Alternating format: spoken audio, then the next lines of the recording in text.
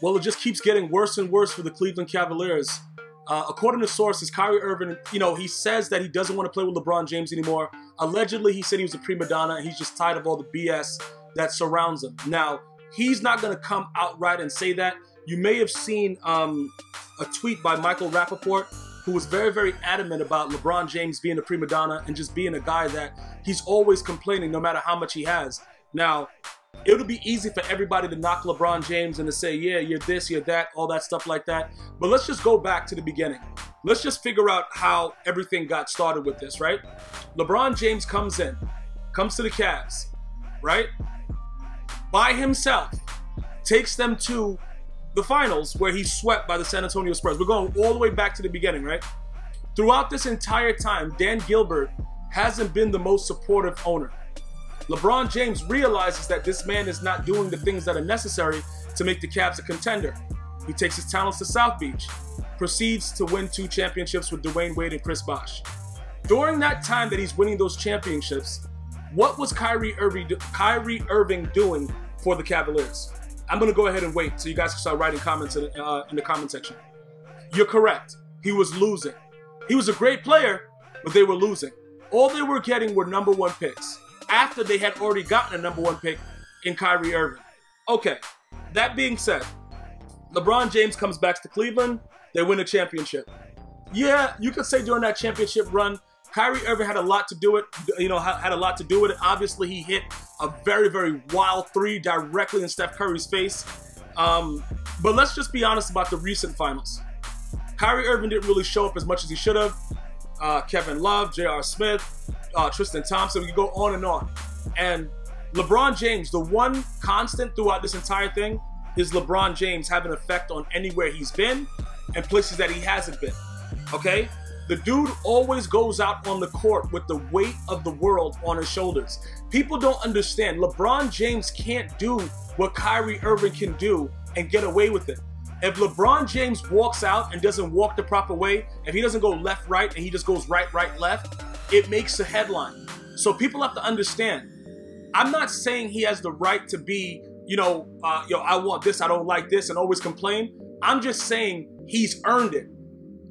Pay attention to what I'm saying. I'm not saying it's right that he does it. I'm saying he's earned it. Because wherever this man has gone, he's won. So obviously him being the constant, he's going to want something that he feels is suitable to make them go after a championship. Now, Kyrie Irving, wherever you go, unless you end up on the Warriors, you're not winning a championship anyway. But the one advantage that he has, he's younger. So he could go ahead, get a decent deal, whatever, if they agree to the trade, and then eventually go to a team that can win a championship. But let's just be honest about it. We know what Kyrie Irving is as a team leader. I'm not knocking Kyrie. I think he's raw. But when he had the team to himself, what was he doing? Getting more #1 picks for the Cavs. Listen, I'm going to call it how I see it.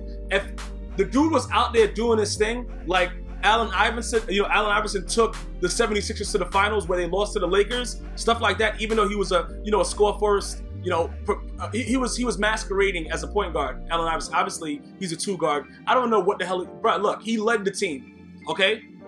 Kyrie Irving didn't do that.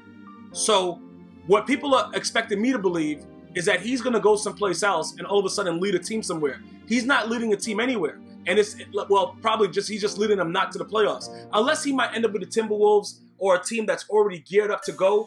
But then again, it's just too much scoring right now in the Timberwolves if he goes there too. People have to realize it's one basketball.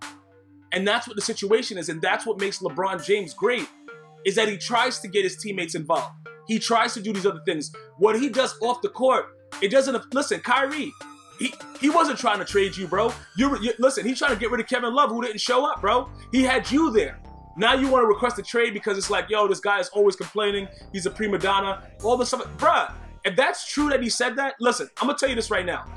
Kyrie Irving's not winning a championship with the Cavaliers unless LeBron James comes back. So, yeah, he was able to shine and stuff like that. But LeBron James simply being on the court allows everybody else to be better because everybody has to watch what LeBron James is doing.